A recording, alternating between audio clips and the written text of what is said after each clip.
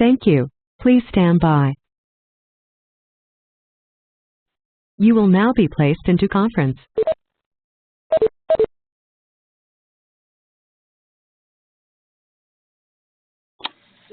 Well, good morning, everybody. Afternoon, if you're on the East Coast. This is Bill Fukui with Page One Solutions. And again, today we have our guest presenter is Kami York-Feirn, and I apologize for the last week's webinar where we had to reschedule. So I appreciate you joining us again. And I'm not going to waste too much more time here. I'm going to have Kami go ahead and get started. And just to let you guys know that we will go ahead and be giving out prizes throughout, but I'm going to have Kami go ahead and start, so hopefully we might have some time for some Q&A at the end. Good morning or good afternoon, everyone. I'm very excited to be talking to you today about Google+.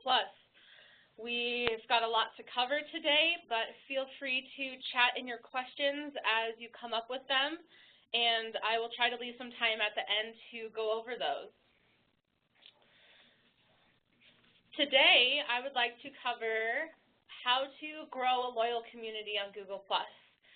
And we'll talk a little bit more about what that means, but communities in Google+ are a great way for you to engage in two-way conversation with your clientele.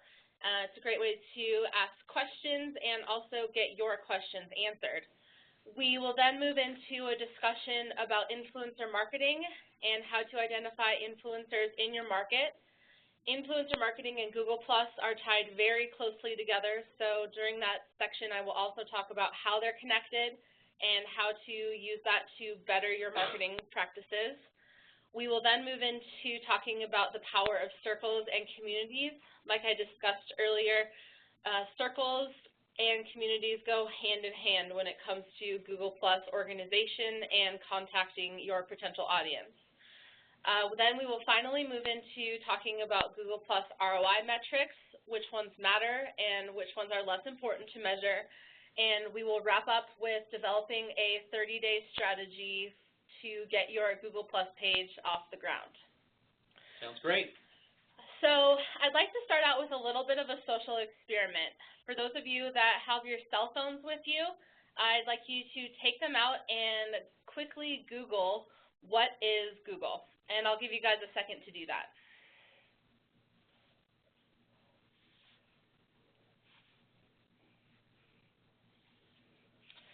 Okay, so what most of you should have come up with when you search for the phrase, what is Google?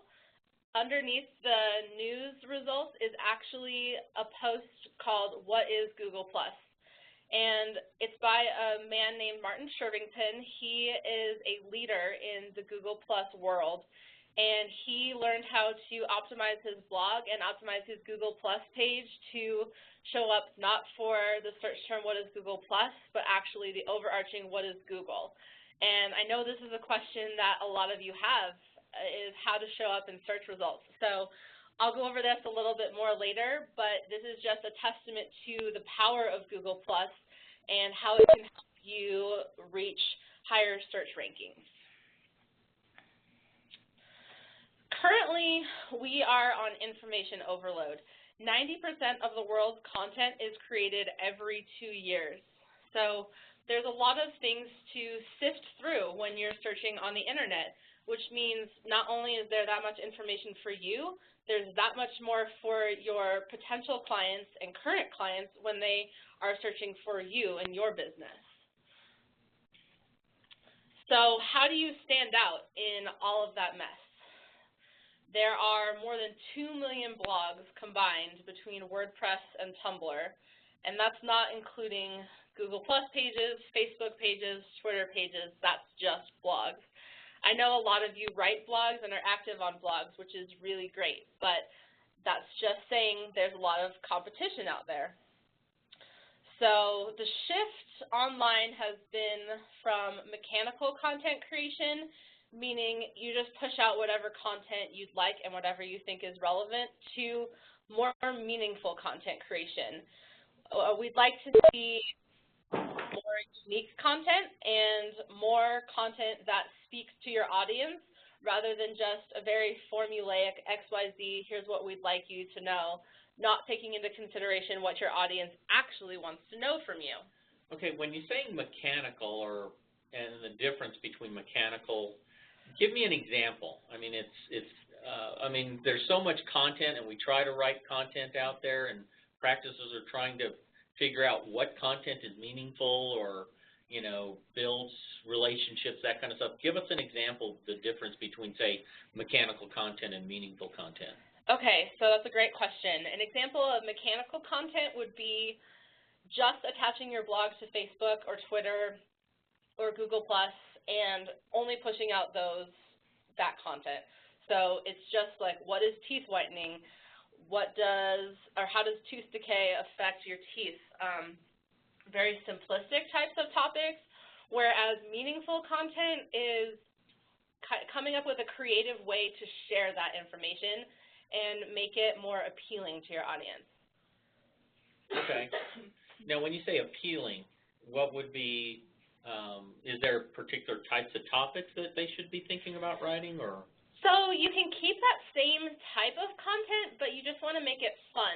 So with teeth whitening, with the answer, or if you're thinking about writing a blog about what is teeth whitening, should I get teeth whitening, you want to think about all the questions associated with that topic and come up with like the fun parts of it. So if I was planning a post about teeth whitening on Google+, I would probably say, as a consumer, I want to know how much it costs, what the benefits are, how long it takes.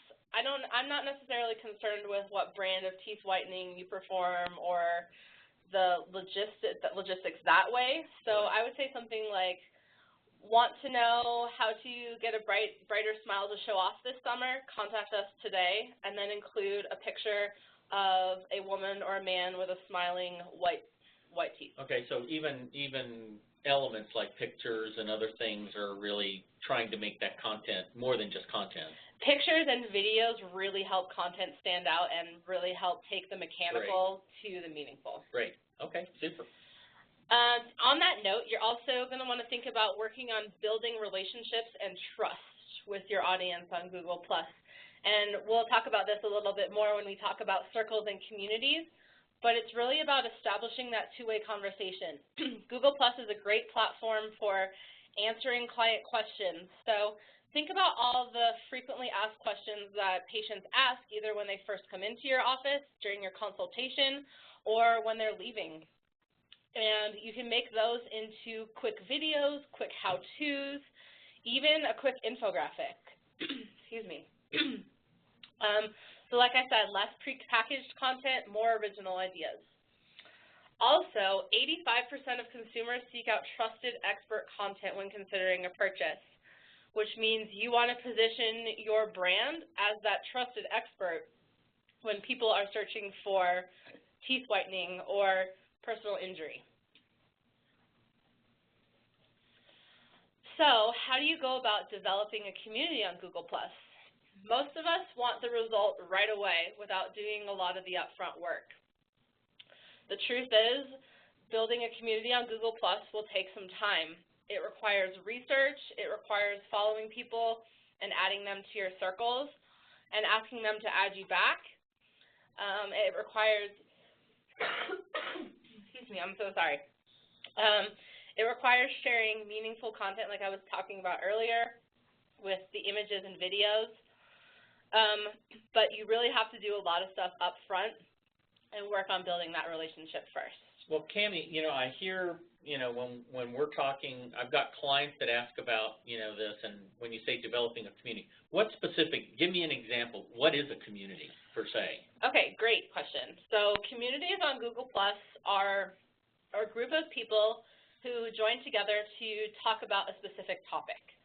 So there are communities for anything you could think of. There are sports communities around your favorite sports team, so Denver Broncos fans, or there's communities for lawyers who want to know some marketing tips. There's communities of dentists who want to share their struggles but also talk about their successes, about what's been working for them, or even groups to generate topic ideas for blogs. So there are communities for anything under the sun. A community, you can find them under the drop-down tab on the left-hand side. It'll list your home, your profile, your business pages, and then there's a separate section for communities. So you have to go in and search for them. Okay, that was my next question. How do you find them? Okay, that's great. Yep, you just go to that communities tab and search for a keyword. So you could search dentistry. You could search plastic surgeons, San Francisco, and it will come up with groups either in your area or centered around the topic that you're searching for. Okay, great. So if you're a dentist, you may be doing like even TMJ or sleep apnea. You know, if you're a plastic surgeon, it may be if you're offering a breast reconstruction as opposed to just the traditional breast augmentation. So they're topics, topical. You can also do them by topics. Yes, okay. Yes, and Great. Those are some great examples. Good. So to expand a little bit about my last point, you want to create first and then think about how you're going to distribute it. So create a video and then think about fun, creative ways to go and share that video with your audience, whether that is on Google+ or Facebook or even Twitter. Also, like Bill was just mentioning, communities are a great place to start sharing that unique content and get that conversation started. So Google+ is largely a visual platform. That's where you're going to want to share your videos, your images, your infographics, and even your slide shares. Slide shares, that's another one that's I think is really important, but yeah. And we'll talk about that a little later too, but SlideShare is, for those of you who are not familiar, it's an online presentation, so it's basically taking a PowerPoint and putting it into slides with a URL where people can easily get to your presentation and slides. But like I was saying, it takes time to build a good community and a good following, and you want to put the work in so that the people who are following you are interested in what you're posting about and will want to engage with you. So an industry expert said, communities are not interested in you, they're interested in a common topic. And that could not be more true. I was trying to think about a good analogy for this last night and couldn't come up with a great one, but it would be as if I created a group, a soccer group, and my best friend joined, and a bunch of other people joined. I don't care that my best friend joined. I care about what she has to say in the group.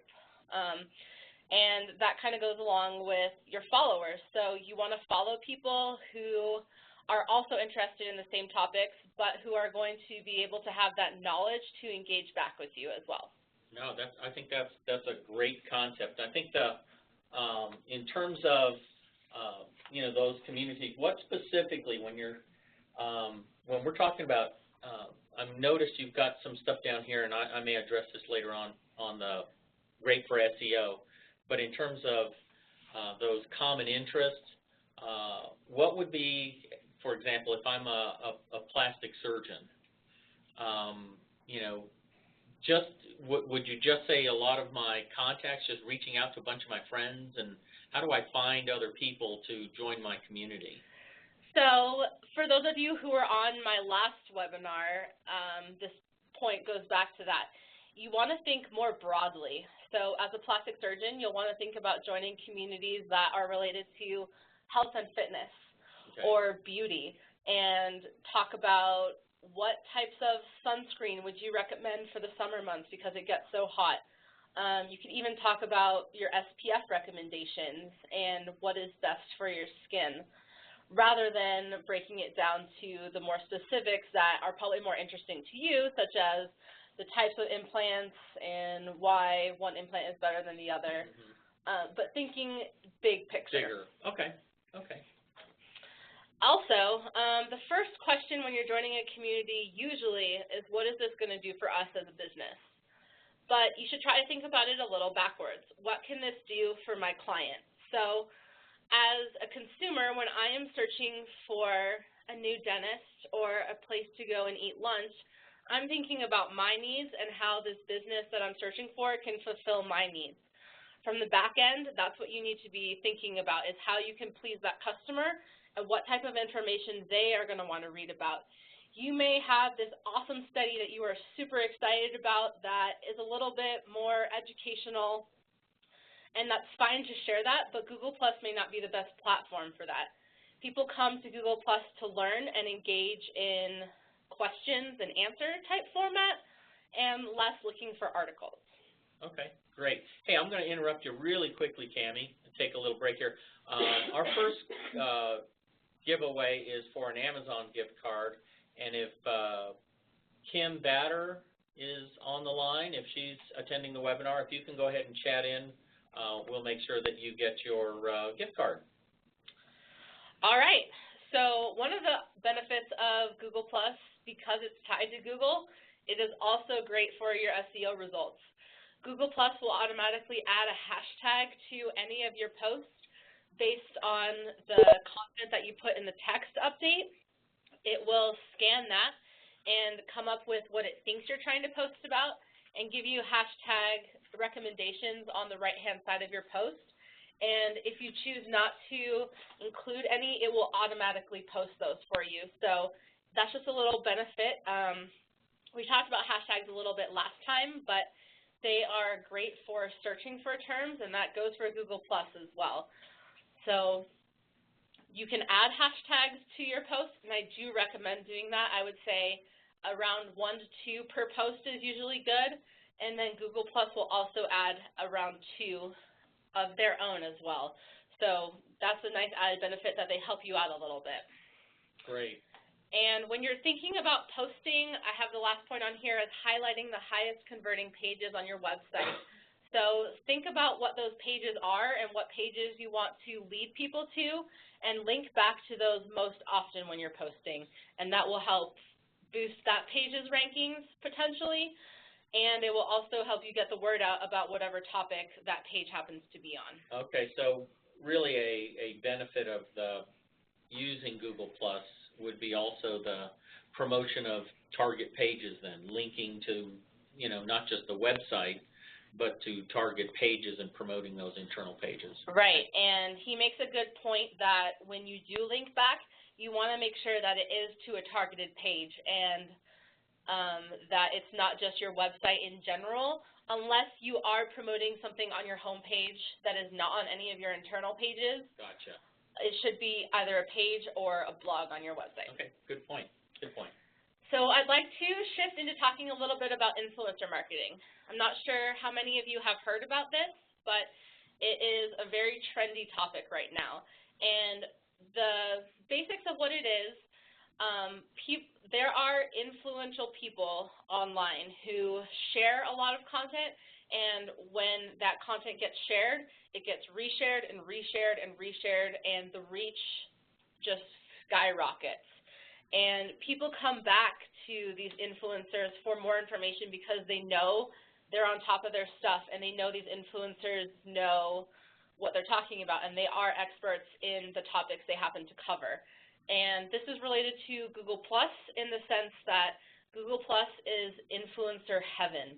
It is a fresh pool of people who have gathered together to talk about expertly what they know, and that goes hand in hand with communities. So communities are groups of these influencers who would like to share their content, who want to share your content, and who are great for engaging in that conversation and question and answer format. Okay, so just in general, this has always been a question of mine. Just in general, you would say Google+ is more of a business or professional platform as opposed to just my personal Facebook or, you know, that type of stuff. Yeah, so Google+ is a little bit closer to LinkedIn when it comes to posting topics and professionalism. Okay. Okay. So communities on Google+ are very similar to groups on LinkedIn. Gotcha. Okay. So, that was always a question as to why would I do Google+ if I'm already doing Facebook?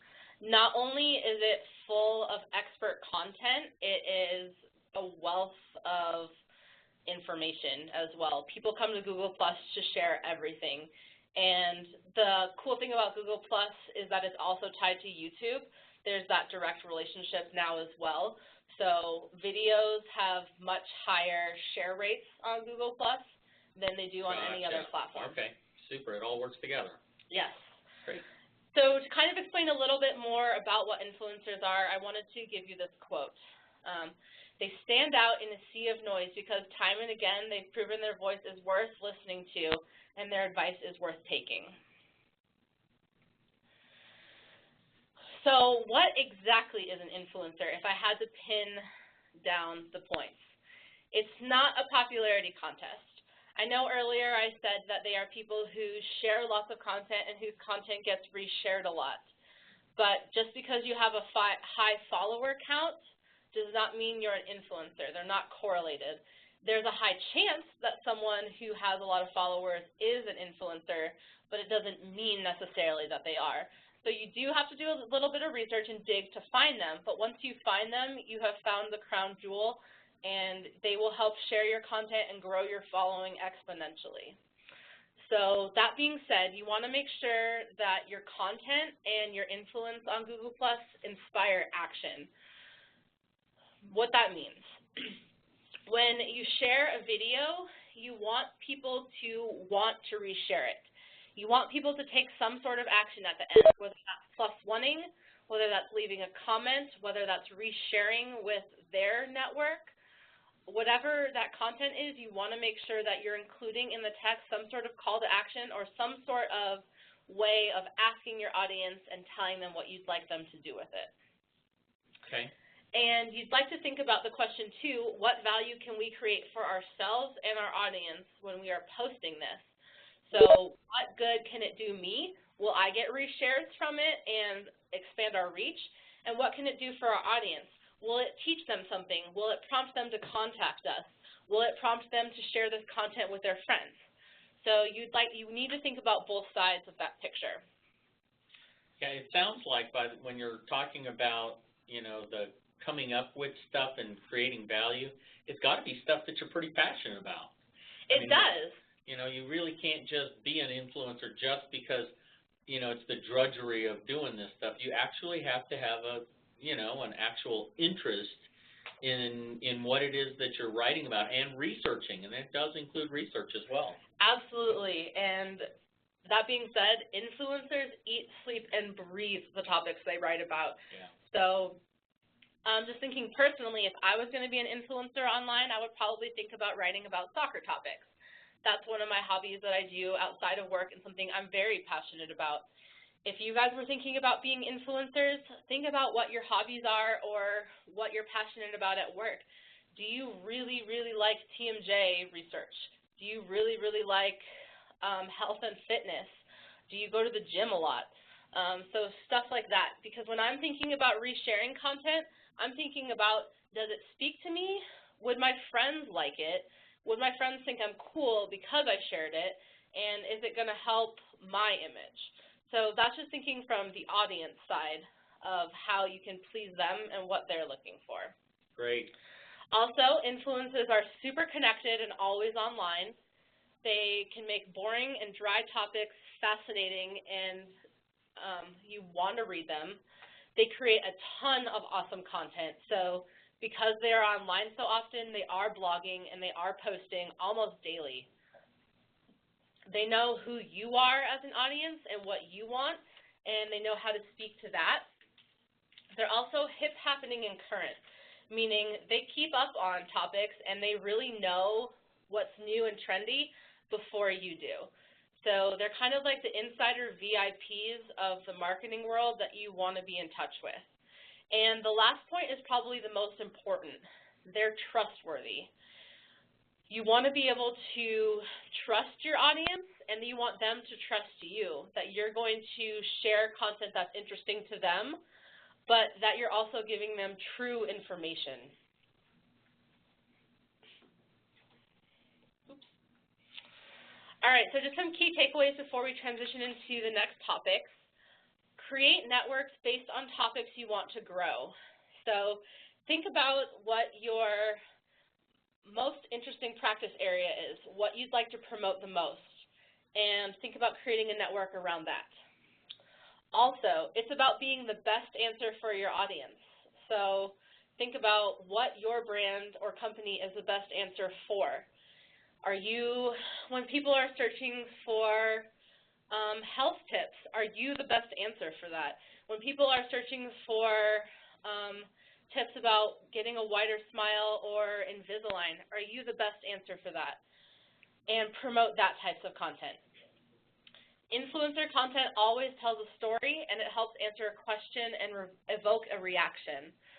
So it's that content that's going to be evergreen. It can be reshared again and again, but it also captivates your audience. It makes them want to read it, and it makes them want to take an action.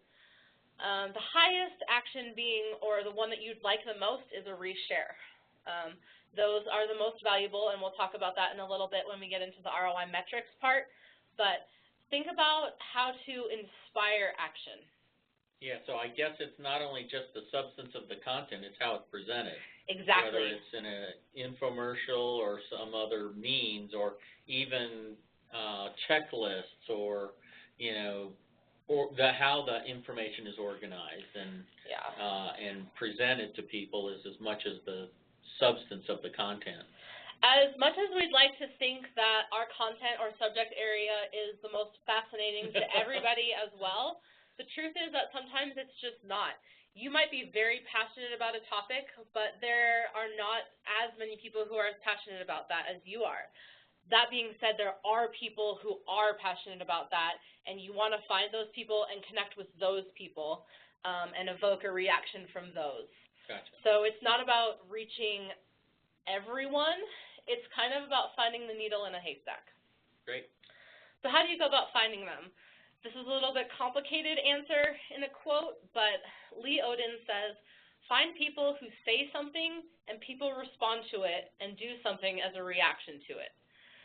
So that's just saying find someone who knows how to evoke a reaction in their audience and knows how to make those people take action. Find the leaders. How do you do that? Listen on social media. That can be a little bit tricky, but what you can do for that is search for your brand online. Just do a quick Google search. Do a Google search on review sites for your business and brand to hear what people are saying about you. Also, follow other brands. So do searches for brands who do something similar to you, even competitors. It's really great to know what your competitors are doing or even not doing. If there's something that they're not doing that you can be doing, absolutely do it, because you want to be the best at what you do. And like I said earlier, you want to position yourself, or almost need to position yourself, as the best answer for your audience. Okay. But also realize it does take time. You will have to work on these relationships long before you need to use your influencer. So make sure that you're starting that conversation and getting to know them on a little more personal level before you get down to business with them. Well, just when you say takes time, I'm going to kind of put you on the spot, Kami. Uh-oh. Only because you get, you know, a lot of people say everything takes time. If I'm really focusing in on doing this, and I'm committed to doing this, and really focusing on building communities and being an influencer and that kind of stuff, what kind of time frame are you really looking at? Is it 2 years? Is it 6 months? Is it, you know, give us some idea, kind of knowing that our industries are pretty niche. That's a fair question, and you certainly are putting me on the spot. I would say it depends on what you'd like them to write about. I would say a minimum relationship would probably take about a month. Okay. It's not going to be years. Okay. But think about it as a friendship almost. You are getting to know this person, and you don't want to directly ask them to share your content. You want to get to know them, and then they'll want to share your content after having that relationship with you. Okay. I wouldn't just go up to a stranger and be like, hey, I wrote this really awesome blog about social media marketing. Can you share it for me? I would probably get a no.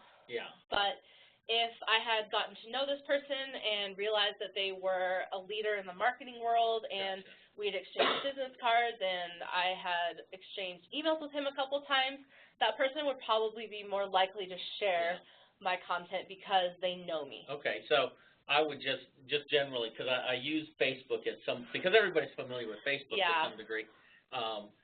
It was a lot easier to grow an audience on Facebook and get people to do it when it was relatively new. Now people are a little more skeptical, so I would say it's going to take a little longer than Facebook, but it's not going to take years to do this. Exactly. Okay. It could be a couple weeks, it could be a couple months, but I would say definitely not years. Okay. Okay, great.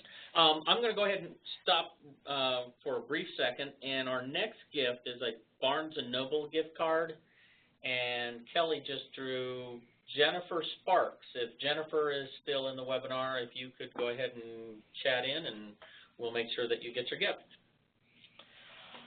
All right, so let's transition into talking about circles and communities. When you increase your circles, you increase your following. For those of you who are not familiar with what circles are, they are groups that you create on your personal profile or your business page of people that you are connected to. It's a great way to organize your following and your friends. So I will say this again later, you want to organize your circles. So for me, I have a circle of the lawyers that I follow. I have a circle for the soccer teams I follow. I have a circle for my employees at the office. And it's a great way to share content personally as well. So like I was saying earlier, not all content you create is going to be relevant to every audience that you're trying to reach. So with circles, you can write a post and share it with only a certain circle. So say you write a blog post, I'm going to use this example again, about teeth whitening, but you also have people who are not interested in dentistry in your circles. You might only want to share that with your dentistry circle or your patient circle. Okay, so be selective in what you're sharing when who you're sharing it with. Yes. Okay. That being said, it is okay to share general content like your blogs, or if you have a new page that was posted, feel free to share that with everyone. But there are some posts that are going to be only relevant to particular circles or, okay, yep. Makes sense, makes sense. Also, content in communities is lasting. Engagement can be evergreen, meaning if you created a post today and it got, let's say, 5 + 1s and 1 comment today, it could still show up in people's feeds a month, 2 weeks, even 2 or 3 months down the road. Because it could be reshared in a community, it could be reshared in someone else's circle at a later date. So engagement on Google+ is evergreen, which is awesome because no other platform is like that. Twitter and Facebook, once you engage with a post, it's gone. But what's nice about Google+ is it could continue showing up again and again. Also, communities, like I mentioned earlier, are about an interest in a common topic, not the individuals in it.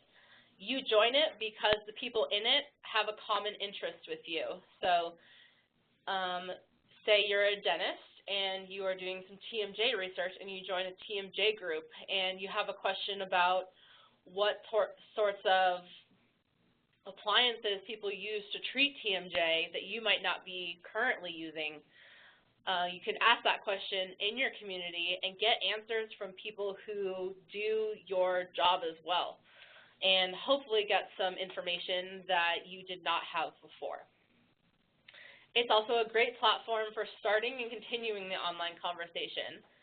So in my other 2 webinars, I mentioned how Facebook and Twitter are mostly one-way conversation platforms where you just push out content and it goes out into the online stratosphere and stays there and is not necessarily engaged with. Well, like I've been saying again and again, Google+ is a great place to ask questions. It's like the LinkedIn for Google. So in communities, you can share your blog posts with people, share what you've learned, and share your white papers. But it's also a great place to ask questions and get responses. People on Google+ are trying to think of a statistic. I think it's like 5 times more responsive than they are on any other platform. Wow. So I know this morning I created a Google+ post and have already gotten 4 + 1s and 2 comments. So it's a great place for not only your friends, but their friends' friends and their patients' patients to comment and get the conversation going too. There was a thread I was involved in the other week that had like 10 comments, and I didn't know half the people in the comment thread, but I went through and checked out their profiles and followed a couple people and actually got a few more followers myself. So it's a excuse me, a great way to expand your audience, but also a great way to get that two-way conversation going. Great. All right, so let's digest a typical Google Plus post and what it looks like and what parts you're going to want to optimize. So I'll start from the left, talking about using hashtags. So hashtags help increase your reach and help tag your post with keywords that you'd like your audience to know about or that your audience is likely to search for. Make sure that you're always including at least one. I would recommend 2 to 3. Next, what's nice about Google+, you can also tag people by using the plus icon. So if I would like to give a shout out to someone, one of my followers on Google+, in a post, all I have to do is type the text in my post, and wherever I am, it can be at the middle, it can be at the beginning, or it can be at the end, type that plus person's name, and a little drop-down will show up asking you who you've selected. And then just like Facebook, it will highlight that name, and it will send a notification to that person that they have been tagged in a post. So you can use that for your followers, but one thing we actually found, interestingly enough, is you can also tag brands. So if you're following a brand and you want them to know about this new toothbrush that you guys just released, or you want to know their opinion on anything, tag them in the post and they'll get a notification about it. They might not always respond, but they'll get the notification and see that you have tagged them and that you are calling them out and asking for them to comment. So that's a great way to get those reactions I was talking about earlier. How does that apply? Would that apply to, say, influencer or people that you've identified as within your industry an influencer? Sure. So you could tag a post with an influencer as well and just say, hey, I found this article online, thought you might think it was interesting, plus influencer's name. Right. And they'll get a notification about it and might write you back and say, thanks so-and-so for the recommendation. This is a great article. I'm going to blog about it. Right. Or if they have an opinion or a question, post a question to right. them, that'd be great. Absolutely. Google Plus also gives you trending topics. Like Facebook will do at the top, Google Plus also does the same. Not as relevant, but you can search those trending topics to see what people are talking about the most. If you are an expert in that area, then you can also comment on that. Make sure that you're using images in your posts. Like I was saying earlier, Google Plus is a visual platform. This is the place to share your videos, your high-resolution images, your slide shares, presentations, anything that people can look at. They say to optimize it for 800 to 600 pixels wide. The larger your image is, the more likely it is to show up big. So Google Plus does this interesting thing where the higher the resolution of the image, the more space it will take up in a feed. So I'm not sure if some of you have seen posts that literally take up the entire feed from side to side when it's normally 2 columns. Yeah, I've seen that. That's because that user used an extremely large high-resolution image. Gotcha. Okay.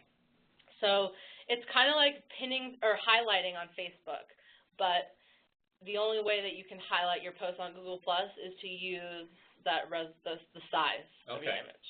Great. Also, you're going to want to make sure to have a call to action in your text of the post, asking people for whatever action you'd like them to do. So whether you're asking them to register for an event you're holding, download an ebook you just wrote, or call to schedule an appointment today, make sure to put that in the text of your post as well. All right, so now that we know how to construct a Google Plus post, how do we measure whether it's been successful? The most important metrics, not surprisingly, are +1s and comments. So how many times your post has been +1'd by people in your circles, but also people outside of your circles, and how many times it has been commented on and reshared. It says below, shares and follower count are not as important to Google, which is true, but that's not to say that they're not important. So I know Google recently released a new format where they will show you how many page views your page has gotten and how many followers you currently have. While it's nice to have a large following, is that following relevant? Are they interested in what you're posting about, or are they just random people that you can't really engage with? That's just something to keep in mind. Also, to track your metrics, you can use Bitly. It's a link shortener that will help track clicks and where they came from and how many clicks a particular post got. So while someone may not have +1'd it or left a comment, they may have clicked on it and actually gone to your website as a result. So that's almost as good as a +1 or a comment. Some key mistakes that people make when reviewing metrics or setting up their Google Plus page. Not keeping your circles organized. So like I was saying earlier, organize them into groups of people that are very specific that you'd like to share content with. So whether that's your current patients and potential patients, or it's your dental experts and news sources that you follow, make sure that your circles are indeed organized. Also, rather than asking a question, use a statement.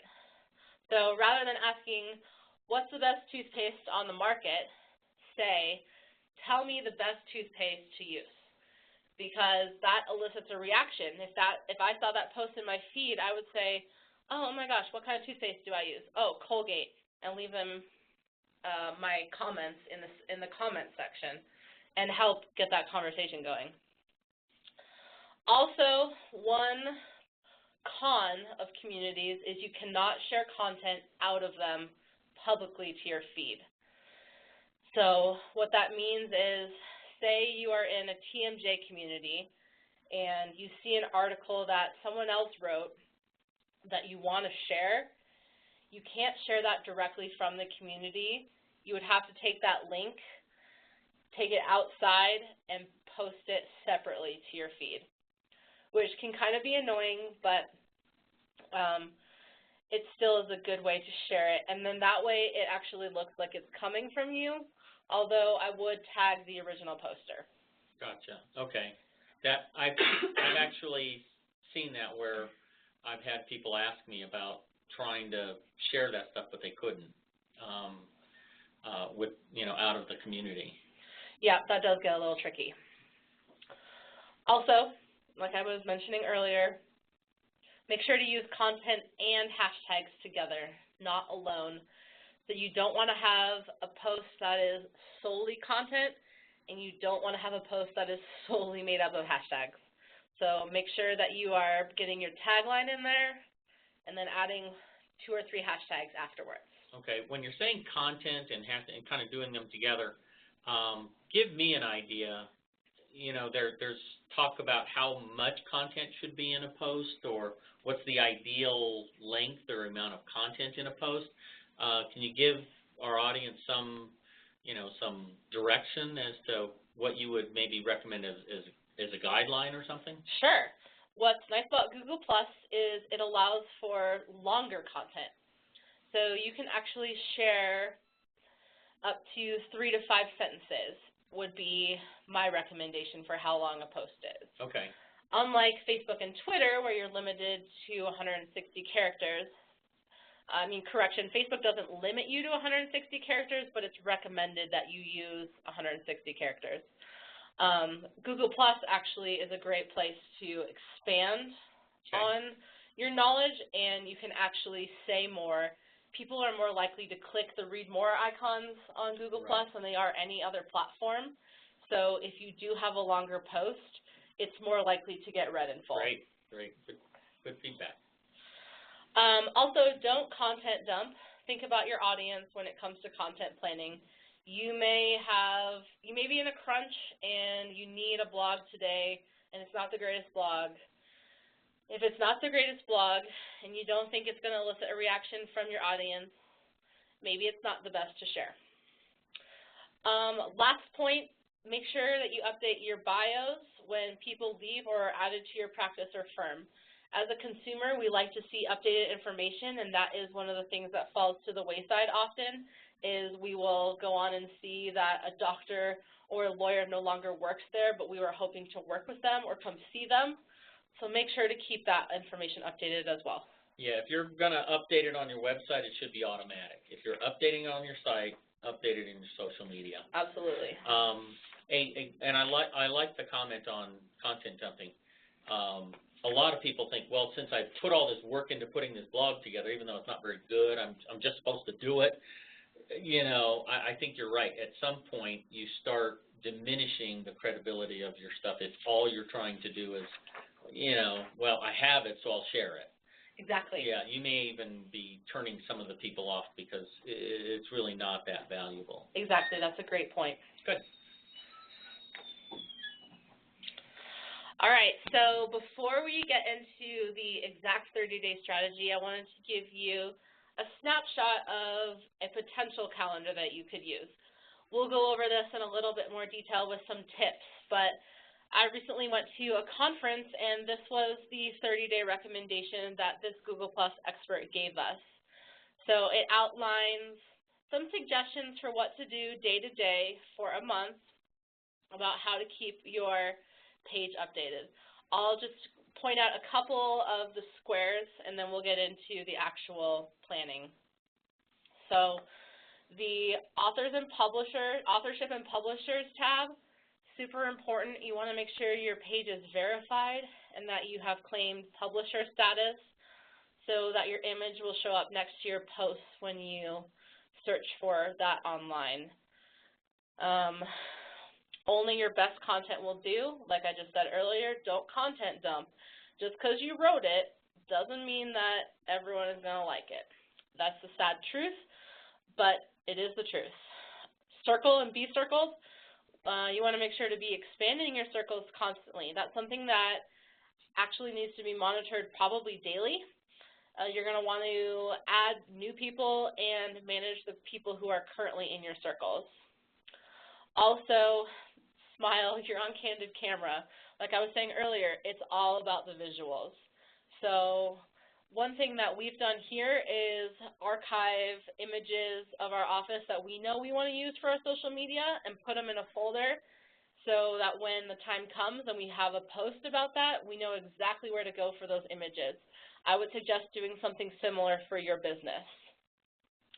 And lastly, just make sure that you are integrating the +1 button on your website, and we'll go over that in just a minute. Great. I'm going to go ahead and interrupt you for our third gift, which is a Best Buy gift card.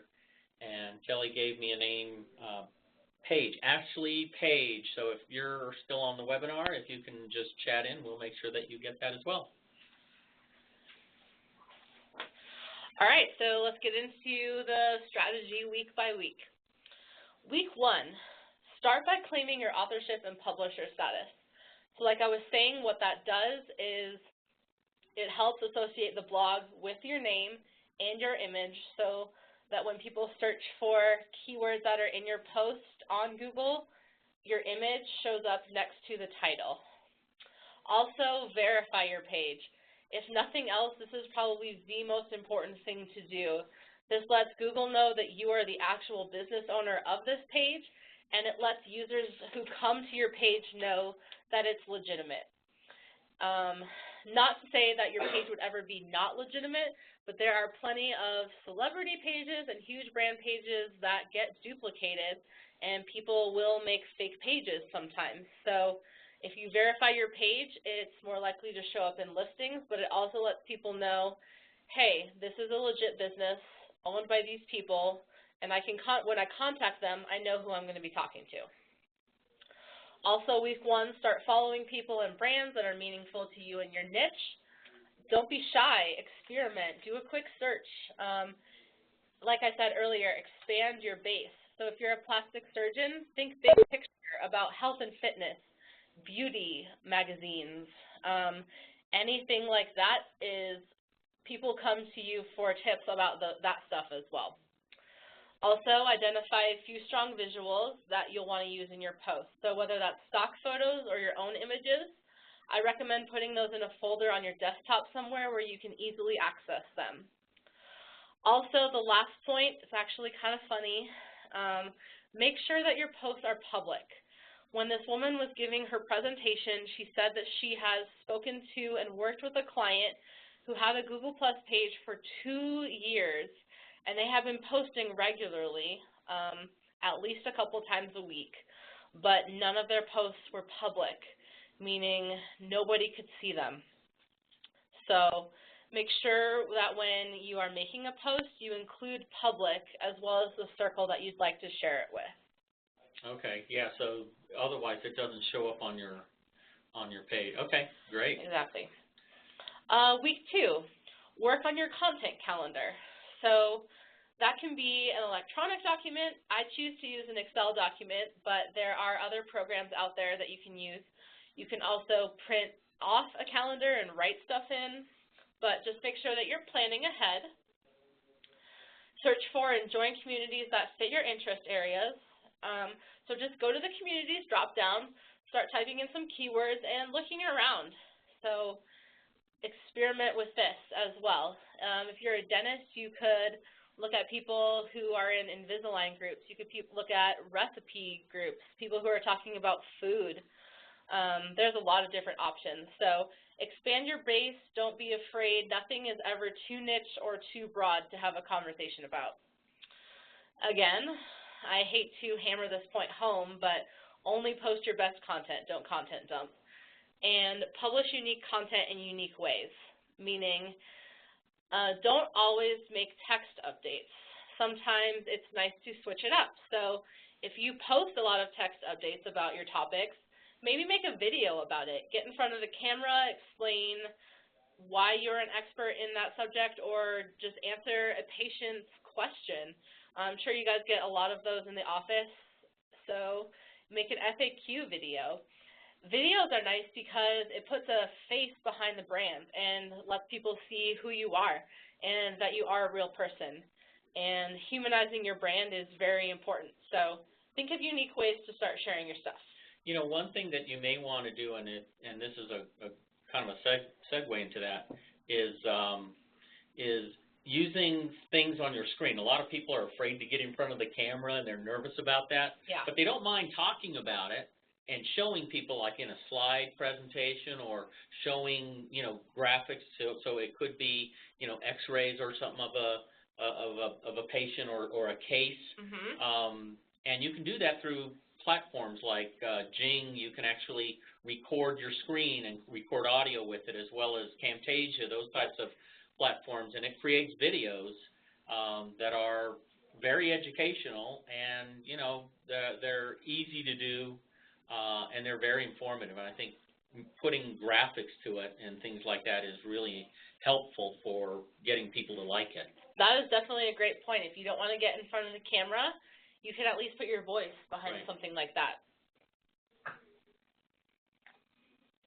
All right, week 3.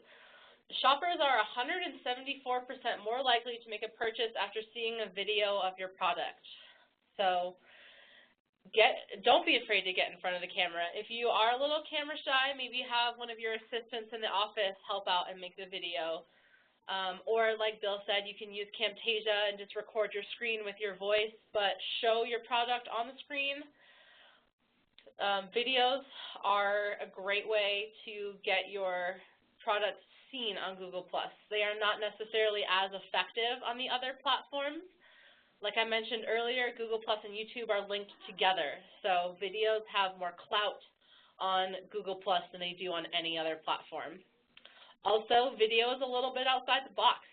Not everyone is doing it, but it seems to be the new trendy thing. So if your competitor's not doing it, even if they are doing it, video is definitely something to jump on board with. Also, like I was saying earlier, don't be afraid to put a face and a voice behind your brand. People like knowing who you are. People like knowing who they're going to go see. They don't want to be surprised. So If they can see a picture of you or see a video of you or even just hear your voice, when they come into the office, they'll recognize that and recognize that it's the same, and you'll have that connection even before you get to work with them. Yeah, it really is a relationship, you know, it pushes the gas pedal on accelerating the relationship and rapport that, you know, a practice or a business or an attorney may have with a target audience. So, yeah. Absolutely. And also to think a little bit outside the box, brainstorm some Google Hangout topics. For those of you that are not familiar with Hangouts, they are like a Skype session on Google+. So you can invite up to 10 people to join a Hangout, and they're great for answering questions, they are great for showcasing a study you just did, or even just discussing an article. I know that professional sports teams use Hangouts a lot to meet famous players, and people get the chance to ask them questions. You could use that with your patients, allow them to join a Hangout with you and let them ask their questions to you. I know you guys probably do get a lot of questions in your office, so this would be a great way to showcase your audience and let them in on your little secrets almost. But the great thing about Hangouts too is that you can record them and post them as a YouTube video directly after you're done. All you do is press one button and it'll record the video for you and it's ready to share. So no work required on your end, which is great. Week 4, you're going to want to finish up with checking your metadata, which is the descriptions on your website that describe what that page is about or what that blog post is about. Think about cross-platform promotion strategies. So sometimes what you share on Google+ is also appropriate to share on Facebook and Twitter. Not everything, but if you are running a special or you offer free consultations and you want to let everyone know about it, that's a great topic to cross-promote. Also, make sure you have a +1 button on your site. So people can easily +1 pages, +1 your postings, and easily get to your Google+ page directly from your site. Okay. I know that we are running really close on time, so I'm going to try to get through these last few slides quickly and answer, or so we have time to answer some questions. Just some key takeaways from the presentation. What makes Google+ better than Facebook, Twitter, or LinkedIn? I went to a panel discussion very recently that discussed this very topic, and here are some of the things that they said. Content is king and it lives on and on. That cannot be more true for Google+. It is evergreen. You can get engagement on posts months after your original posting. Also, adding a community into a circle automatically makes their content more relevant to your search results. So when you're searching for something and someone in your community has written about that, that blog post or that posting in general is more likely to show up in your search results, which is another reason you want to join those. Also, Google Authorship allows your image to show up next to your posted content, makes you easy to identify, and eyes go to images first every single time. Google+ is so heavily influenced by visual content that if you are not using images, your content will probably not be engaged with as often. Think outside the box. Create entertaining posts and don't be afraid to take risks. Like I mentioned earlier, you want to humanize your brand and humanize your audience. Talk to them as if they were right in front of you. That's a mistake that a lot of marketers and even just business people make, is they try to sell you a pitch rather than just talking to you. So think about your postings as like you're just talking to your audience. You're just talking to someone who's right next to you. If you have trouble with that, just go and talk to one of your friends and bounce an idea off of them and say, hey, how would you phrase this? Use interesting non-branded images. Make sure you're linking back to your site at the bottom of a post. And at the end of the day, it's about what your goal is. Are you looking for more traffic or are you looking for more engagement? So make sure you decide on what your overall goal is, and then you can align your postings with that. Great.